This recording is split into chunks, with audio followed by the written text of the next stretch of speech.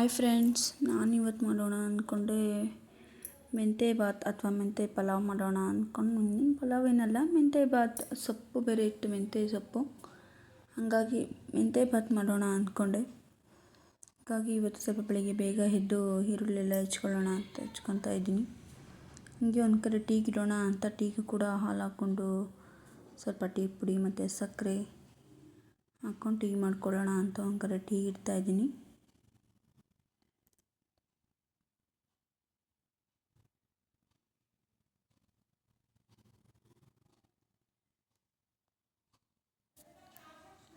ಬೆಳಗ್ಗೆ ಟೀ ಕುಡಿಲಿಲ್ಲ ಅಂದರೆ ಸಮಾಧಾನನೇ ಆಗಲ್ಲ. ಹಂಗಾಗಿ ಫಸ್ಟ್ ಟೀ, ಆಮೇಲೆ ಮಿಕ್ಕಿದ್ದಿಲ್ಲ ಅಂತ ಇಟ್ಕೊತಾ ಇದ್ದೀನಿ ಟೀಗಿನೇ ಫಸ್ಟು.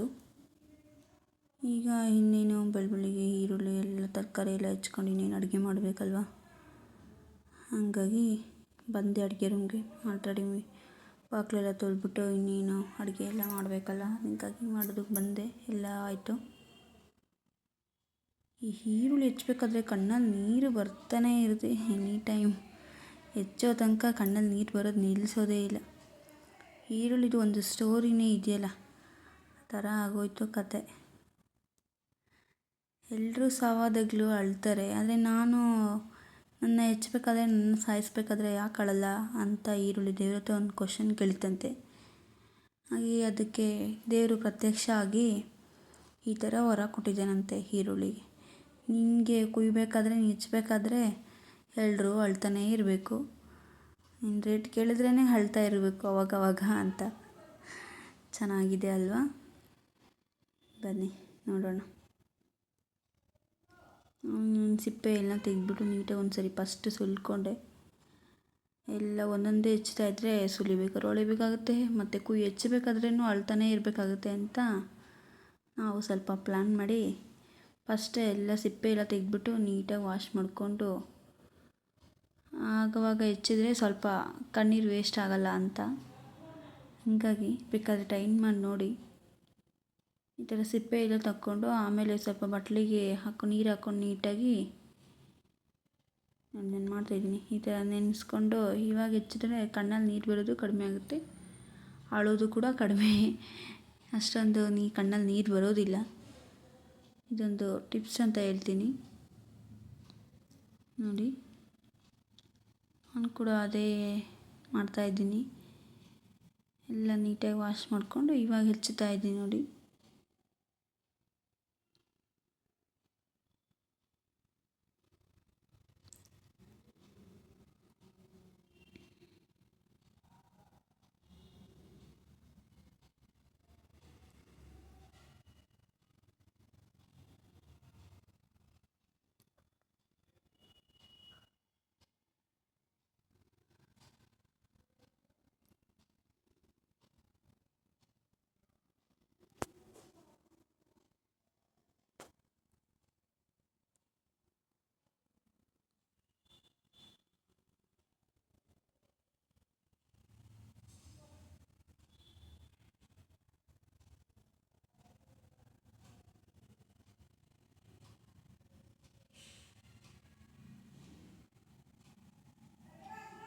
ನೋಡಿ, ನೀನೆಲ್ಲ ಆಯಿತು. ಈರುಳ್ಳಿ ಕೂಡ ಎಲ್ಲ ಹೆಚ್ಕೊಂಡಿದ್ದೆ.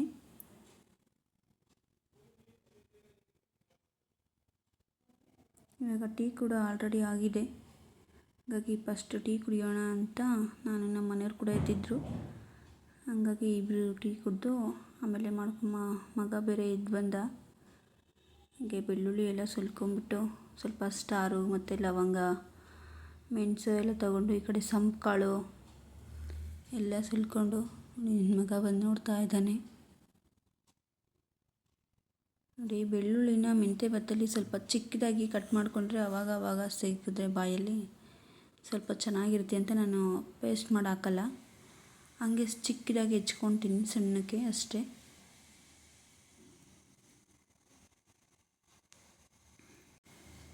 ನಾನೀಗ ಟೊಮೊಟೊ ಕೂಡ ಹೆಚ್ಕೊತಾ ಇದ್ದೀನಿ. ಎಲ್ಲ ಬೇಗ ಆಗಲಿ ಅಂತ ಟೈಮ್ ಆಗೋಯ್ತು ಆಲ್ರೆಡಿ. ಎಲ್ಲರೂ ಕೆಲ್ಸಕ್ಕೆ ಬೇರೆ ಹೊರಡ್ತಾ ಇದ್ದರೆ ಆಮೇಲೆ ಆಗಿಲ್ಲ ಅಂದರೆ ಟೈಮ್ ಆಗುತ್ತಲ್ವ. ಅವ್ರಿಗೂ ಕೂಡ ಬೇಗ ಆದರೆ ಅವರು ಬಾಕ್ಸಿ ತೊಗೊಂಡು ಊಟ ಮಾಡ್ಕೊಂಡು ಹೋಗ್ಬೋದಲ್ಲ. ಆಮೇಲೆ ಲೇಟ್ ಆದರೆ ಸುಮ್ಮನೆ ಬಾಕ್ಸಿ ತೊಗೊಂಡು ಹೋಗ್ಬೇಕಾಗುತ್ತೆ. ಹಂಗೆ ಹಾಗಾಗಿ ಬೇಗ ಬೇಗ ಟೊಮೊಟೊ ಹೆಚ್ಕೊಳ್ಳೋಣ ಅಂತ ಹೆಚ್ಕೊತಾ ಇದ್ದೀನಿ.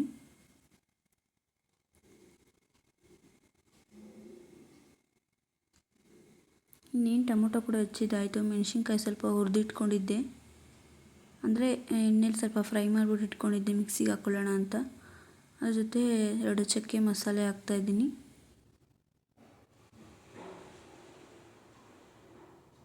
ನೋಡಿ, ಹಾಗೆ ಸ್ವಲ್ಪ ಅಂದರೆ ಇದು ಏನಪ್ಪ ಅದು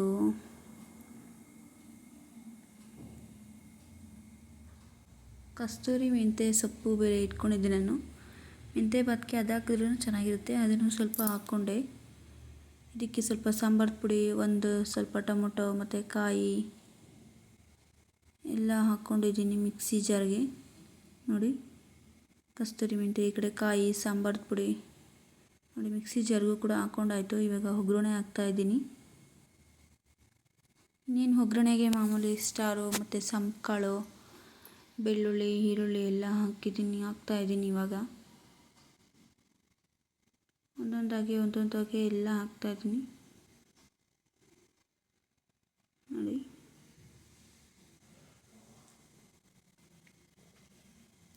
ಇನ್ನೇನು ಇವೆಲ್ಲ ಸಾಫ್ಟ್ ಆಗಬೇಕಷ್ಟೆ.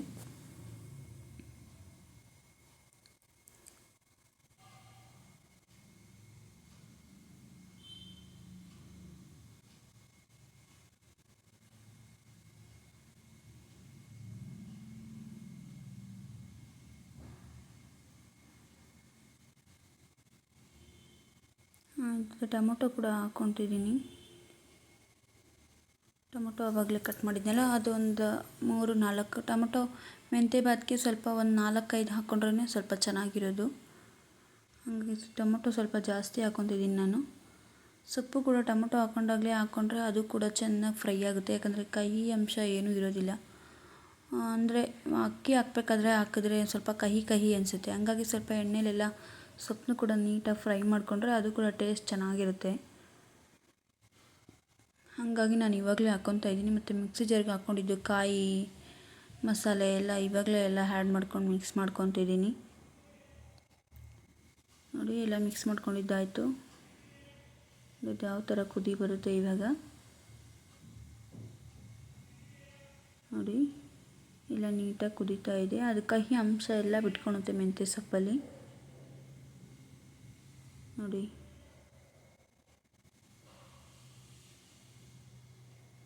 ಅದೊಂದೆರಡು ಕುದ್ರೆ ಸಾಕು, ನೀಟಾಗಿ ಫ್ರೈ ಆಗಿದೆ ಅಂತ. ಇದಕ್ಕೆ ಸ್ವಲ್ಪ ನೆನಕಿರೋ ಬಟಾಣಿ ಹಾಕ್ಕೊತಾ ಇದ್ದೀನಿ ನಾನು.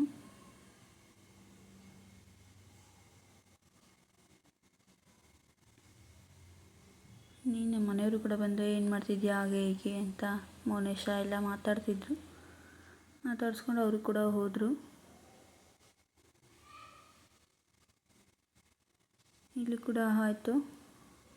ನೋಡಿ, ಎಲ್ಲ ನೀಟಾಗಿ ಕುದಿ ಬರ್ತಾಯಿದೆ. ಇವಾಗ ನೀರು ಹಾಕೋಣ. ನಮ್ಮ ಮೆಜರ್ಮೆಂಟ್ ಅಕ್ಕಿ ನಾವು ಎಷ್ಟು ಹಾಕ್ತೀವೋ ಅಷ್ಟು ನೋಡಿಕೊಂಡು ನೀರು ಹಾಕ್ಕೊಳ್ಳೋಣ.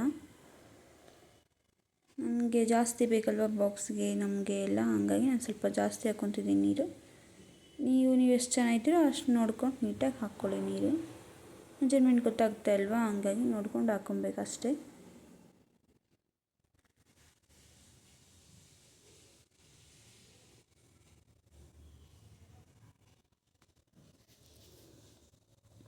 ನಾನು ಇದಕ್ಕೆ ಸ್ವಲ್ಪ ಉಪ್ಪು ಕೂಡ ಹಾಕ್ಕೊತಾ ಇದ್ದೀನಿ. ನೋಡಿ,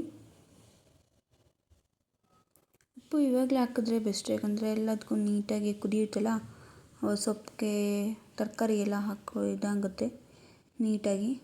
ಅಕ್ಕಿ ಹಾಕ್ಬೇಕಾದ್ರೇನೂ ಹಾಕ್ತಾರೆ ಒಬ್ಬೊಬ್ಬರು, ನಾನು ಇವಾಗಲೇ ಹಾಕ್ತೀನಿ.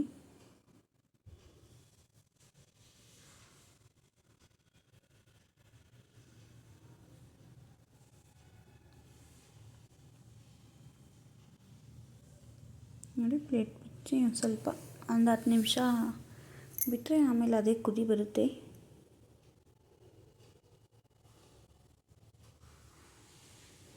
ಎಲ್ಲ ಆವಾಗ ಬಂದು ಟೀ ಕೊಡು, ಹಾಲು ಕೊಡು ಅಂತಿದ್ರು, ಅವ್ರಿಗೂ ಕೂಡ ಎಲ್ಲ ಕೊಟ್ಬಿಟ್ಟು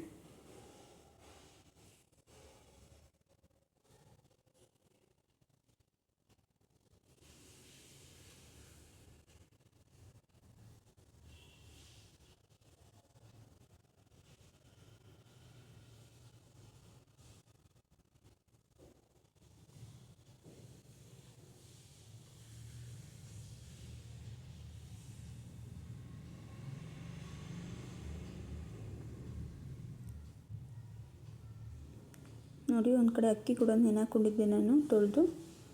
ನೋಡಿ ಇದು ಯಾವ ಥರ ಕುದೀತಾ ಇದೆ. ಈ ಥರ ಕುದಿಬೇಕಾದ್ರೆ ನಾವು ಅಕ್ಕಿ ಹಾಕ್ಕೊಂಡ್ರೆ ಚೆನ್ನಾಗಿರುತ್ತೆ ನೋಡಿ.